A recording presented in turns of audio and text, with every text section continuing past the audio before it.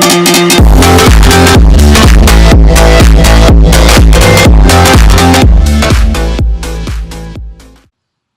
stories start with a beginning.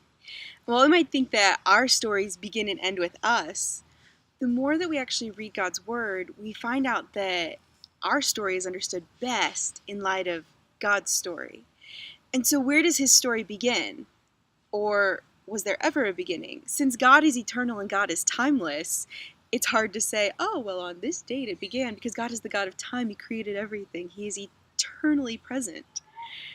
But he did begin marking off the ticks of time through history, and he did it by saying this: in the beginning, God.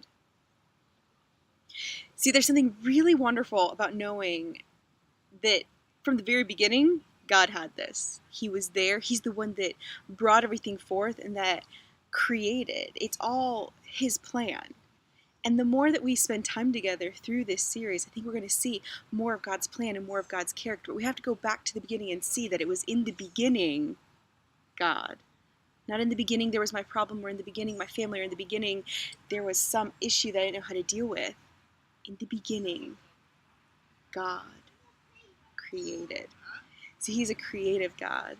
And he creates beauty, and he created life, and he created this plan where we would be in right relationship with him. He made it perfect. We chose differently. But we're not in that part of our story yet.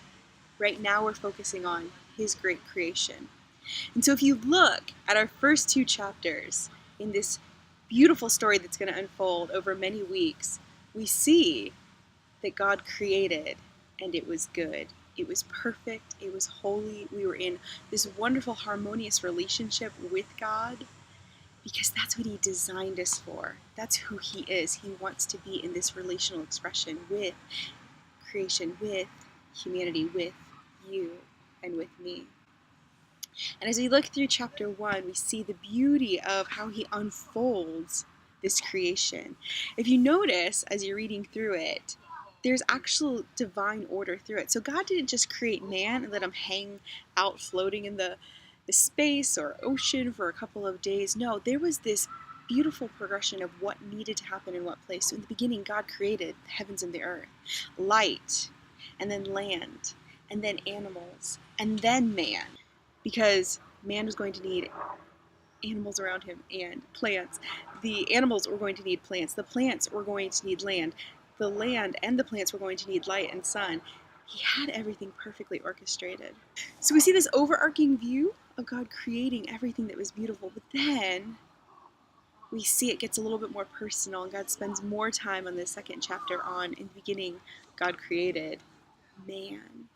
And this is what he told man: enjoy what I created for you. God said it. It happened. It shows his authority and it shows his goodness. And God said it was good. And then he rested.